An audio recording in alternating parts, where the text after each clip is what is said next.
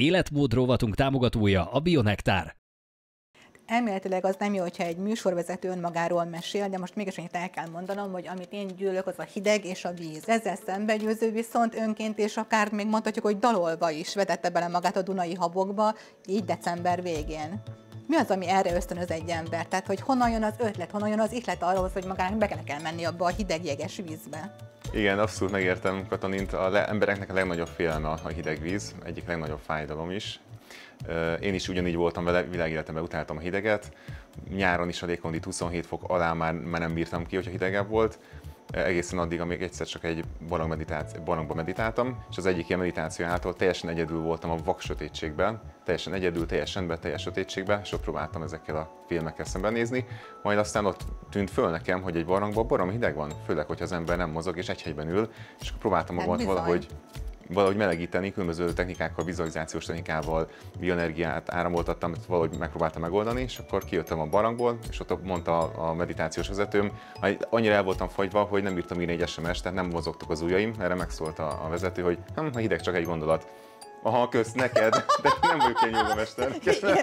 Ez így van, ez így önnek, de nem nekem. De akkor ön bent volt a barlangban egyedül, és ott meditált egy megadott ideig, tehát óráig, pár óráig, viszont akkor kint volt, aki vigyázott önre. Persze, ez egy vezetett meditáció volt, tehát volt egy vezetőm, magamra hagyott, 4 órán keresztül történt, és amikor kijöttem, akkor egyik nap arra keltem, hogy itt teljesen megváltozott a hideggel való viszonyom. Tehát eddig korábban a hidegre azt a reakciót kaptam, hogy az rossz, meg fog fázni, de betegszek, ezt nem akarom, ellenállok, nem akarom érezni, inkább felöltözök, utána pedig valahogy tök új érzetek jöttek a hideggel kapcsolatban. Éreztem, hogy a hideg levegő sokkal sűrűbb, mint a meleg levegő, hogy hozzáér a bőrömhöz is, és láttam hatását, hogy erre a szervezetem elkezd úgy reagálni, hogy elkezdnek élni a sejtek, a vérkeringés beindul, szállítják az oxigént is, láttam, hogy a sejteknek ez jó, hogy örülnek is, és érzem, hogy élek. Ez azért mégis kell egyfajta hozzáedzés, tehát erre is edzeni kell, tehát nem lehet egyből egy maratoni távból kezdeni, hanem van valamiféle fokozatosság, vagy van ennek valamiféle szisztémája, tehát hogyan kezdjünk bele, tehát nyilván nem menjek haza, rakjam tele a mélyhűtőből jéggel a kádat, és akkor belecsobbanok, aztán lesz, ami lesz, hanem hogyan kezdjek hozzá,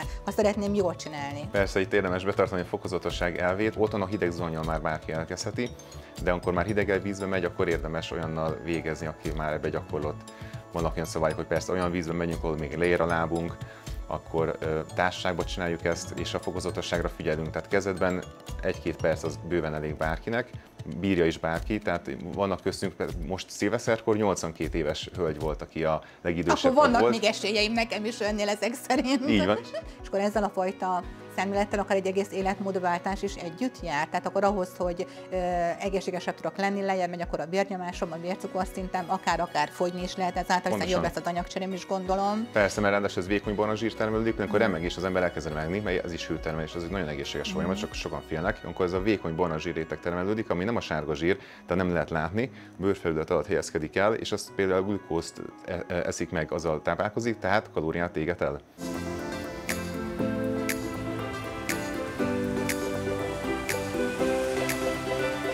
Már levonult, hál' Istennek, így Budapestről az áradás, viszont december végén, december utolsó napjaiban ugye kiáradt a Duna, és nagyon sok otthont is lakhatatlanná tett. Ugye más ilyenkor védgátatokat épít, ezzel szemben viszont fogta magát és megmátúzott a zajló kiáramló Dunában. Ez a gondolat, ez honnan jött? Tehát ez valami feltűnési vízketegség, vagy mégis miért ment bele ebbe a mocskos hideg vízbe? Igen, én szeretem a mókát, az is nagyon fontos, hogy az ember tudjon érezze jól magát az életében, így van. Érezze jól magát, és ugyan adódik egy szituáció, akkor láttam benne egy kis lehetőséget, úgyhogy ott megmártóztam, vettem pár ilyen vicces videót, amit ilyen vírus videónak szántam. 5 fokos volt a Duna, úgyhogy... Az már kicsit meleg volt talán, nem? Hogy éreztem? Hát a jeges vízhez képest, ami van nálam ott a 2 fogyasztónál, az képest, az már abszolút érezhettem. Mert reggel például mártóztam a 0 fokos jeges vízbe, utána mentem Dunába, az 5 fok az már olyan kellemes langyos ahhoz képest, tehát nagyon nagy különbség van már 5 fok alatt. Viszont miután már más ember nem megy be a Dunába, főleg nem amikor 5 fokos, úgyhogy egy nagyon nagy látványosságra tettem szert. Így lehet minél több követőre is találni, és nem szó szerint, ugye, aki a Facebookon, vagy az Instán, vagy TikTokon követi, hanem aki valóban akkor aztán a tanítványában fog válni, hiszen akkor ennek van valamilyen célja is, nem? Hogy akkor ezt a fajta jó dolgot, amiben ön hisz, és amit meg is tapasztalt saját magán, akkor azt át tudja adni minél több embernek, ahhoz viszont nem árt az ismertség. Így van, egyre jobban nő a közösség, meg maga a hidegvíz szeretete is Magyarországon is egyre népszerűbb. főleg a Covid-nál ott meg kétszereződött, tehát az elmúlt 5 évben Covid előtt, és utána a Covid alatt 3 hónap alatt meg kétszereződött a hidegkövetők száma, meg a hidegviszonyosnak a száma is, meg de ez egész országosan mindenhol, és azóta is azt látom, hogy folyamatosan fejlődik, tehát egyre több embert érdekli, ugyanis rájön, hogy tényleg mind fizikálisan is, mégis mentálisan is nagyon sok jótékony hatása van, és hogy nem hal bele, és nem fázik meg. Életmód rovatunk támogatója a Bionektár.